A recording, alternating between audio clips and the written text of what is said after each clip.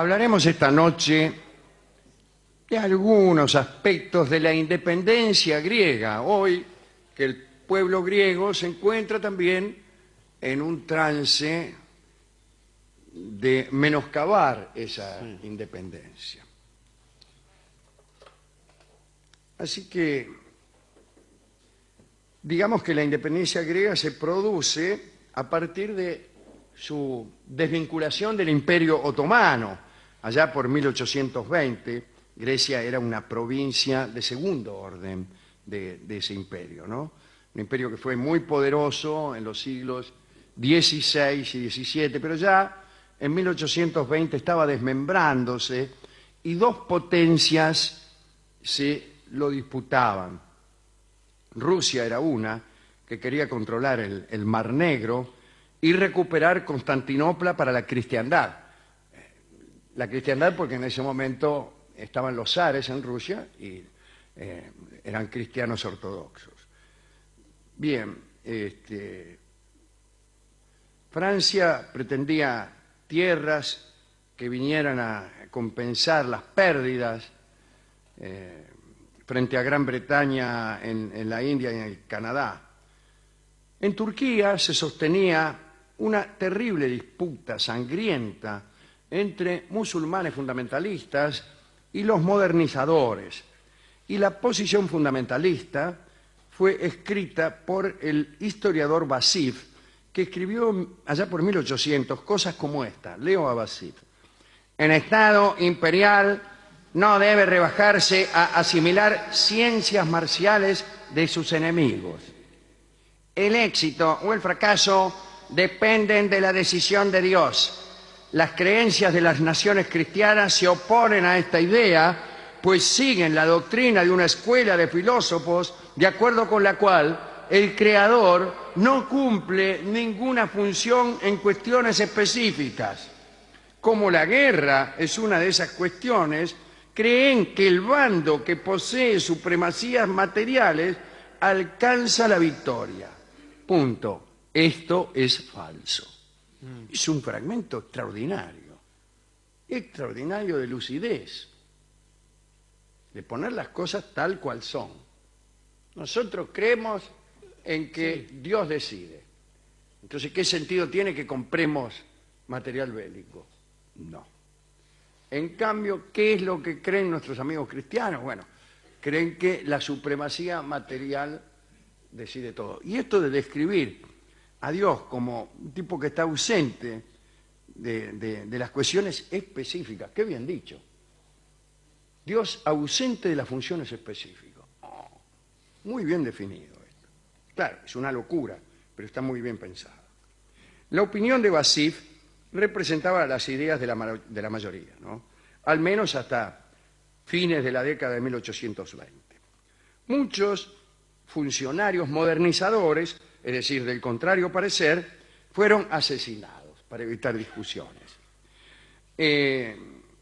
Bueno, había un sultán, Selim III, que había ascendido al trono en 1789, algunos años antes de Vasif. Había comenzado una reforma prudente basada en lo que le explicaban asesores turcos instalados en París. Hablaban de las características del Estado moderno, con un ejército disciplinado, finanzas ordenadas, ley y orden, vamos, un Estado de derecho, si me permite la expresión. En marzo de 1807, una alianza de ulemas, que eran los sacerdotes, genízaros, que eran los guardias de palacio, y lerebeis, que eran los nobles de provincia, se adueñó del poder y pasó a cuchillo a todos los jóvenes occidentalistas. Nada de asesores en París, nada. Listo, sonaron. En Grecia gobernaba Ali Pasha, llamado el León de Janina. Era un musulmán albanés que desplegó sobre el pueblo griego un gobierno con las mismas características que imponía el gobierno central del imperio. ¿Se entiende? El gobierno central del Imperio Otomano y una de las provincias, Grecia, era gobernada por Ali Pasha. Era un tipo un poco raro y nadie de Alí Pasha para abajo estaba a salvo de cualquier despropósito. La familia patriarcal, cuyos vínculos eran la sangre, la fraternidad adoptiva y el padrinazgo, eran la principal institución política. Alí Pasha protegía, resolvía disputas, castigaba los delitos y formulaba las normas de comportamiento. Nada de Estado de Derecho. Si pasaba algo, le preguntaban a Alí Pasha y listo. En el ámbito local aparecieron como resistencia al poder del Imperio Otomano, representado por Alí Pasha como gobernador. Aparecieron como resistencia unos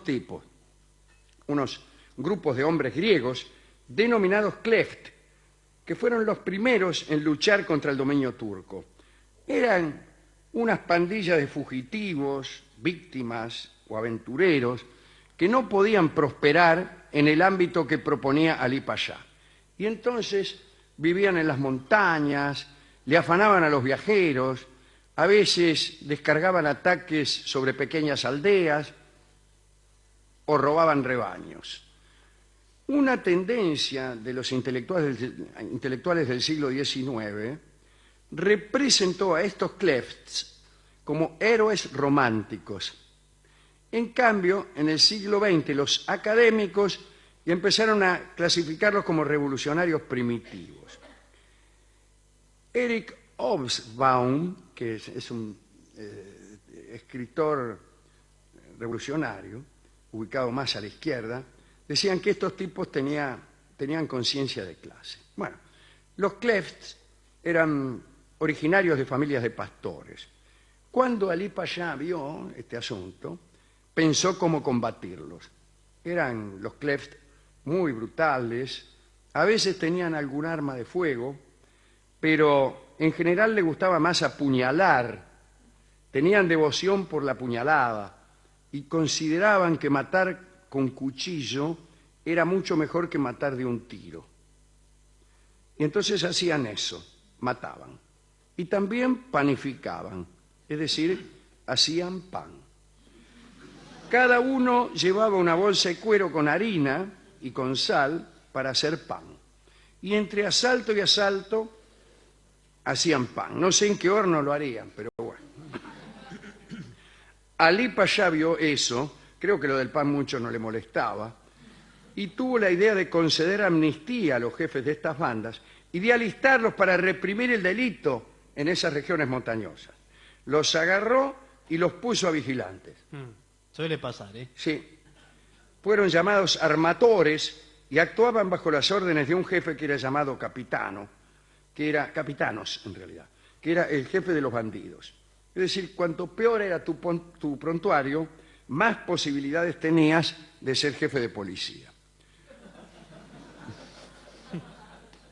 Lo que no calculó Alí Pasha fue que el aumento de armentores y capitanos significó que se iban a convertir en una élite que empezó a ganar poder.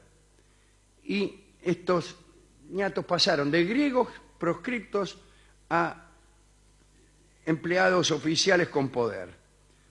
Y apareció por ahí un kleft, Odiseus Androxos, que ganó fama porque había hecho una apuesta con Alí Pasha y la había ganado. Le ganó una carrera de caballos, ¿no? En donde Alí Pasha apostó las mujeres más hermosas de su harén. Y Odiseus apostó su cabeza, porque no tenía más nada que apostar. La existencia de tantas bandas legalizadas preparó el camino para la independencia griega. A veces eran tan feroces estos grupos que expulsaban a los propios turcos para los que trabajaban. Imagínense cómo se puso Alí Pasha cuando los tipos que trabajaban para él expulsaban turcos. Alí Pasha se quejó, dijo, a los turcos llegó el caso, los expulso yo. ¿Quién es el déspota aquí? Claro, sí, ya estaba desmadrado. Bueno, al final se armó. Algunos enemigos de Alí Pasha, partidarios de una política más dura, de matarlos a todos directamente, lo mataron a él. Y cuando se murió, el león de Janina, se declaró una independencia de Grecia, pero era una independencia nominal, sin mucho valor. Recién los turcos se retiraron del todo después de la batalla de Navarino, ¿no? Y estos Kleft fueron los protagonistas de la independencia griega, estos tipos con un bolso con harina y sal. Ellos incluso llegaban a torturar a sus prisioneros y el método preferido era tirarle aceite hirviendo en el pecho a sus víctimas.